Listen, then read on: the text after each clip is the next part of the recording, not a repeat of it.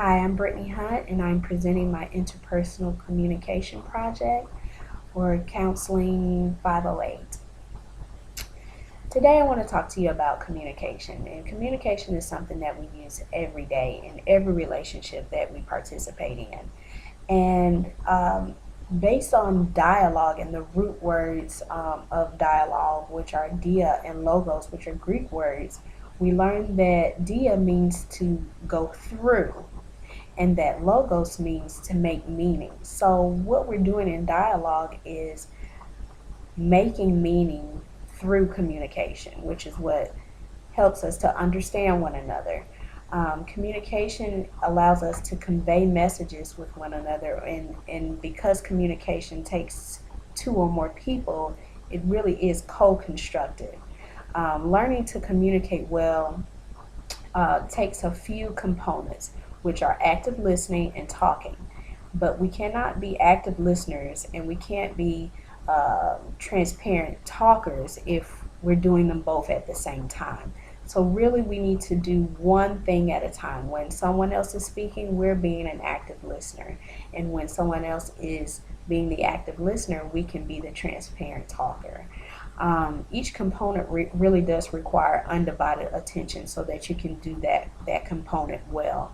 My overarching goal for this project was to become an effective communicator.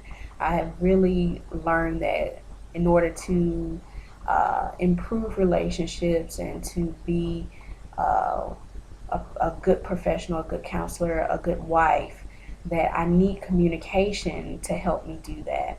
Um, so I just started in the scriptures, which I found in Proverbs 18:21, that says, "The tongue has the power of life and death, and those who love it will eat its fruits." So if we want to produce good relationships, we need good communication. And then if we have good communication, then we're giving life to the relationship. If we don't have good communication, it's going to create death in the relationship. Even the Stewart text shows us that since blood flows through every human tissue, the entire body is influenced by dialogue. So our dialogue is the blood in the relationship. It's the life in the relationship. So how do we use that life in blood to enlarge the relationship or the communication? In order to do that, it's a really simple concept actually.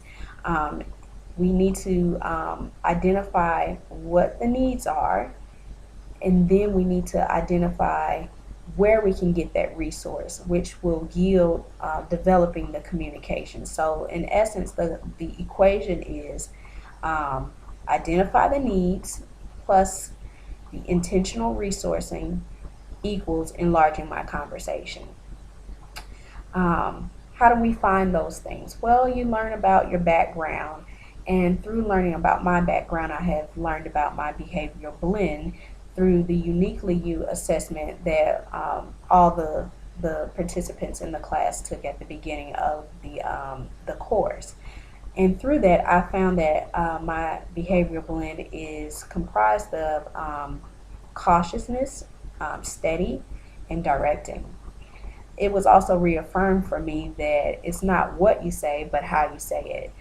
So many times, things are misinterpreted because it comes across in a hurtful tone or disrespectful tone, and that's not something we that I want to convey.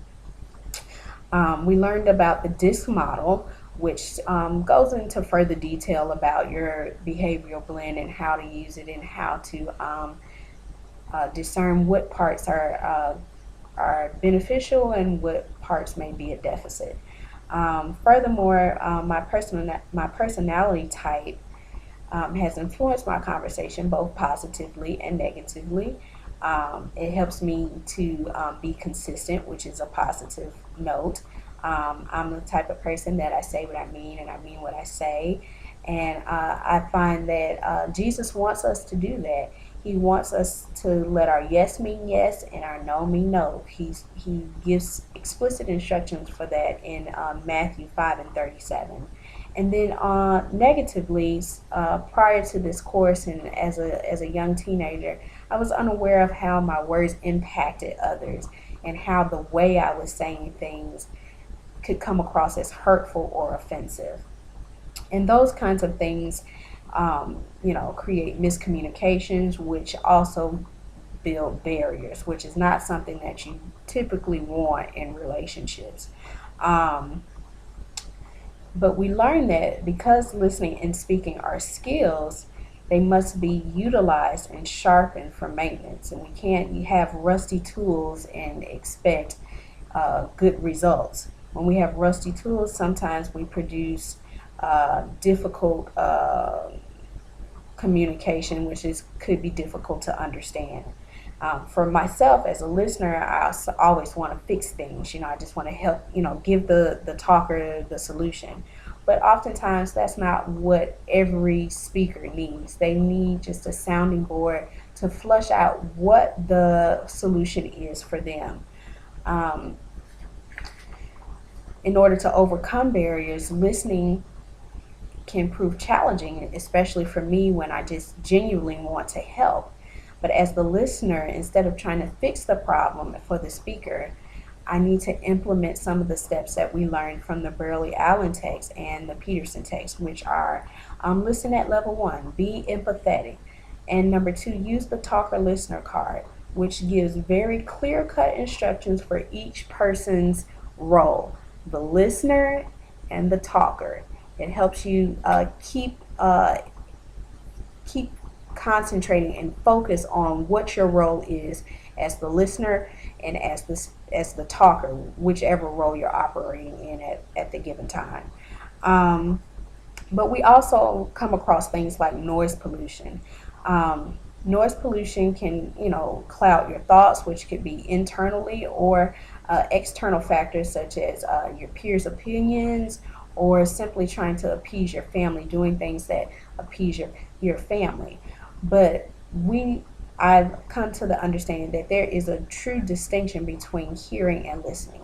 When we hear something, that is to perceive by ear, and to listen is to give attention to. So what are the solutions to noise pollution? They can be things like instituting mindful listening, inhaling and exhaling, or taking in and giving out. Meta communication, which is talking to the person you're in relationship with about how we communicate. And then there's the generative spiral, which talks about improving the relationship through communication. So my action plan to implement all these things is simply improving my listening skills, really sharpening them through being empathetic, through understanding, and through clarifying when I'm the speaker. Asking questions that help the speaker explore their values. Furthermore, to help achieve my communication goals, I want to improve talking in my relationships and really being transparent, sharing my feelings and thoughts, allowing people to really see and experience who I am. In conclusion, this course has really helped me to understand what interpersonal communication is, and has enriched me and improved the way I communicate now, both professionally and personally.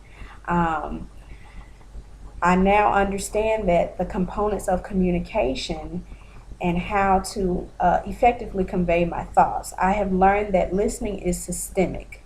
It affects the whole body, just like we have our circulatory system, our respiratory system, our skeletal system. All those things help to keep the body alive. And communication helps to keep our relationships alive. And if we have good communication, we can have healthy relationships. And when we have healthy relationships, we can build bridges and build a better world. Thank you so much, and I look forward to seeing you again soon.